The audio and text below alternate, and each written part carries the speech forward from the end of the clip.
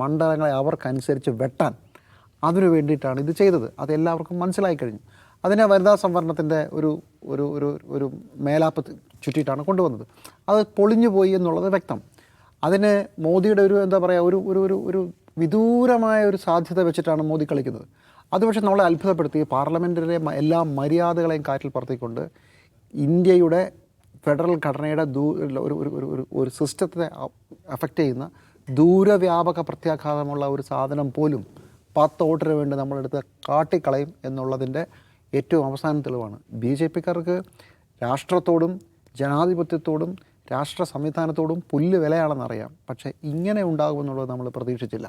ജയിക്കാൻ വേണ്ടി എന്തും ചെയ്യുന്ന ഒരു ഒരു ഒരു ഒരു എന്താ പറയുക വിന്നിങ് മെഷീൻ എന്ന് പറയുന്നൊരു സംവിധാനമായിട്ട് ബി ജെ പിയെ ഈ 10-12 വർഷങ്ങൾ അവർ മാറ്റി എന്നുള്ളതാണ് പ്രശ്നം. അങ്ങനെ ചെയ്ത് കഴിഞ്ഞിട്ട് ഇപ്പോൾ തോക്കുമെന്നറിയാമായിരുന്നു. ഏറ്റവും അവസാനം അമിത്ഷാ പറഞ്ഞ ഒരു അരമണിക്കൂർ തരൂ, 50% എല്ലാവർക്കും ഉറപ്പ് തരുന്ന, കൂടുതലായി 50% ഉറപ്പ് തരുന്നതിന് ഞാൻ പോയി ഇപ്പോൾ ശരിയാക്കിയിട്ട് വരാം എന്ന് വരെ പറഞ്ഞു നോക്കി, നടന്നില്ല.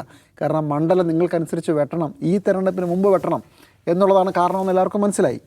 ഇപ്പോൾ ഇത് പരാജയപ്പെട്ട സ്ഥിതിക്ക് ഇനിയും വെട്ടും. പക്ഷേ 2029 തെരഞ്ഞെടുപ്പിന് ശേഷമേ ഈ മണ്ഡല പുനർനിർണ്ണയ പ്രോസസ്സ് കഴിയുള്ളൂ. കാരണം സെൻസസ് അപ്പോഴേ കഴിയുകയുള്ളൂ. അപ്പോൾ അതാണ് കാര്യമെന്ന് മനസ്സിലായി. ഇനിയിപ്പോൾ പറയാനുള്ള കാര്യം എന്തായാലും തോറ്റു. ഇനി വീണത് വിദ്യയാക്കുക എന്നുള്ളത് മാത്രമാണ്.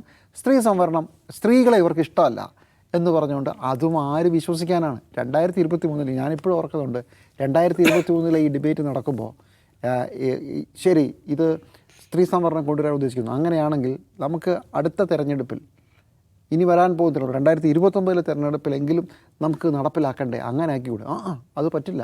അത് അടുത്ത സെൻസസ് വന്നിട്ട് ആ സെൻസസ് അനുസരിച്ച് മണ്ഡല പുനർനിർണ്ണയം വന്നിട്ട് അപ്പോൾ ആലോചിക്കാം എന്ന മട്ടിലാണ് സംസാരിച്ചത്. നമ്മളെല്ലാവരും ഒന്ന് കണ്ടതാണ്. അന്നത്തെ പാർലമെൻറ്റിലെ ഈ നടപടിക്രമങ്ങൾ മുഴുവൻ കണ്ടവരല്ലേ, ഇന്ത്യയിലെ ജനത മുഴുവൻ അന്നിത് പാസ്സാക്കിയതല്ലേ. അപ്പോൾ അന്നൊരു പ്രശ്നവും ഇല്ലായിരുന്നു. അന്ന് 2034 മതി എന്ന് വിചാരിച്ച ആളുകളാണ്. അന്ന് എനിക്കിപ്പോഴും ഓർമ്മയുണ്ട്, ബി ജെ പിയിലെ ചില ആളുകൾ വാദിച്ചത് അത് വെറുതെയാണ് പറയുന്നത്.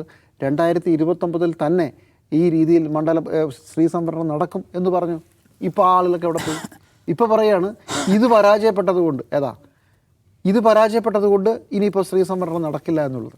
സത്യത്തിൽ പാർലമെൻറ്റിൽ പരാജയപ്പെട്ടത് നമ്മൾ ഉപയോഗിക്കേണ്ടത് സ്ത്രീ സംവരണ ബിൽ പരാജയപ്പെട്ടു എന്നല്ല, അല്ലെങ്കിൽ സ്ത്രീ സംവരണ ഭേദഗതി ബിൽ പരാജയപ്പെട്ടു എന്നുള്ളതല്ല. മണ്ഡല പുനർനിർണ്ണയം അടിയന്തരമായി നടത്താനുള്ള ബി ജെ പിയുടെ നീക്കം 8 നിലയിൽ പൊളിഞ്ഞു എന്നാണ് പറയുന്നത്. സ്ത്രീ സംവരണം എന്ന വാക്ക് പോലും നമ്മൾ കൊണ്ടുവരുന്നത് രാഷ്ട്രീയമായി തെറ്റാണ്. കാരണം ഉദ്ദേശം മറ്റതായിരുന്നു, അത് പൊളിഞ്ഞു. എനിക്ക് മനസ്സിലാകുന്നില്ല. ഇപ്പോൾ ഇന്ന് മോദി രാഷ്ട്രത്തെ അഭിസംബോധന ചെയ്യാൻ പോയി, ഇയാൾ എന്ത് തേങ്ങയാണ് പറയാൻ പോകുന്നത്? ഇതിൽ നമുക്ക് മനസ്സിലാവാത്തതായി ഒന്നും ബാക്കിയില്ല. എന്നിട്ട് നാക്കെടുത്താൽ നുണയേ പറയുള്ളൂ. പക്ഷേ അതിന് വലിയ ഒരു പരിധി, നാടകം അത് ചെയ്യും, നാടകത്തിന് വലിയ ഒരു പരിധി. അപ്പോൾ ഇത് ഏത് അവസ്ഥയിലേക്കാണ് രാഷ്ട്രത്തെ കൊണ്ടുപോകുന്നത് എന്നുള്ളതാണ് ഞാൻ പേടിക്കുന്ന ഒരു കാര്യം. ജനാധിപത്യത്തിൻ്റെ 4 അതിരുകളിൽ വെച്ചുകൊണ്ട് ജനാധിപത്യത്തിൻ്റെ ഗെയിം വെച്ച്, ഭരണഘടനയുടെ ഗെയിം വെച്ച് കളിക്കാൻ നോക്കുകയാണ് മോദി. അത് പരാജയപ്പെട്ട ഒരു സാഹചര്യത്തിൽ Modi and RSS can turn dangerous. ഇനി ഇതൊന്നുമില്ലാത്ത മറ്റ് പരിപാടി കാണിച്ചു തരാം എന്ന് പറഞ്ഞ് പോയാൽ പോലും അത്ഭുതപ്പെടാനില്ല. അവിടെയാണ് ഭയപ്പെടേണ്ടത്.